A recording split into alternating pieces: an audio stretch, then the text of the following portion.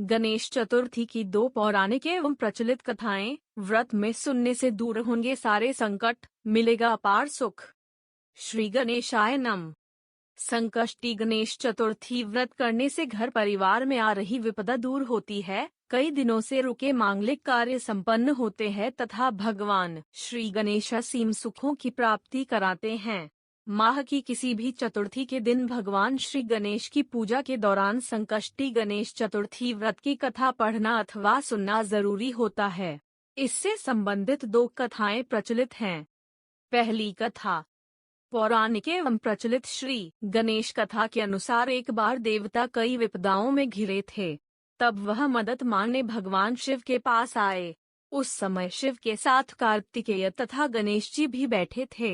देवताओं की बात सुनकर शिव जी ने कार्तिकेय व गणेश जी से पूछा कि तुम में से कौन देवताओं के कष्टों का निवारण कर सकता है। तब कार्तिकेय व गणेश जी दोनों ने ही स्वयं को इस कार्य के लिए सक्षम बताया। इस पर भगवान शिव ने दोनों की परीक्षा लेते हुए कहा कि तुम दोनों में से जो सबसे पहले पृथ्वी की परिक्रमा करके आएगा वही देवताओं की मदद करने जाएगा। भगवान शिव के मुख से यह वचन सुनते ही कार्तिकेय अपने वाहन मोर पर बैठकर पृथ्वी की परिक्रमा के लिए निकल गए, परंतु गणेश जी सोच में पड़ गए कि वह चूहे के ऊपर चढ़कर सारी पृथ्वी की परिक्रमा करेंगे तो इस कार्य में उन्हें बहुत समय लग जाएगा। तभी उन्हें एक उपाय सूझा।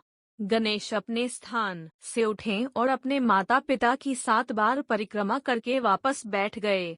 परिक्रमा करके लौटने पर कार्तिकेय स्वयं को विजेता बताने लगे। तब शिव जी ने श्री गणेश से पृथ्वी की परिक्रमा न करने का कारण पूछा। तब गणेश ने कहा, माता पिता के चरणों में ही समस्त लोक हैं। यह सुनकर भगवान शिव ने गणेश जी को देवताओं के संकट दूर करने की आज्ञा दी। इस प्रकार भगवान शिव ने गणेश जी को आशीर्वाद दिया कि चतुर्थी के दिन जो तुम्हारा पूजन करेगा और रात्रि में चंद्रमा को अर्घ्य देगा उसके तीनों ताप यानी दैहिक ताप, दैविक ताप तथा भौतिक ताप दूर होंगे। इस व्रत को करने से व्रतधारी के सभी तरह के दुख दूर होंगे और उसे जीवन के भौतिक सुखों की प्राप्ति होगी। चारों तरफ से मनुष्य की सुख समृद्धि बढ़ेगी। पुत्र पौत्र आदि धन ऐश्वर्य की कमी नहीं रहेगी। गणेश चतुर्थी व्रत की दूसरी कथा डैश। एक समय की बात है, राजा हरिश्चंद्र के राज्य में एक कुम्हार था। वह मिट्टी के बर्तन बनाता, लेकिन वे कच्चे रह जाते थे। एक पुजारी की सलाह पर उसने इस समस्या को दूर करने के लिए एक छोटे बालक को मिट्टी के बर्तनों के साथ आंगवा में डाल दिया। उस दिन संकष्टी चतुर्थी का दिन था।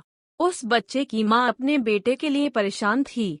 उसने गणेश जी से बेटे की कुशलता की प्रार्थना की। दूसरे दिन जब कुम्हार ने सुबह उठकर देखा तो आंवा में उसके बर्तन तो पक गए थे, लेकिन बच्चे का बाल बांका भी नहीं हुआ था। वह डर गया और राजा के दरबार में जाकर सारी घटना बताई।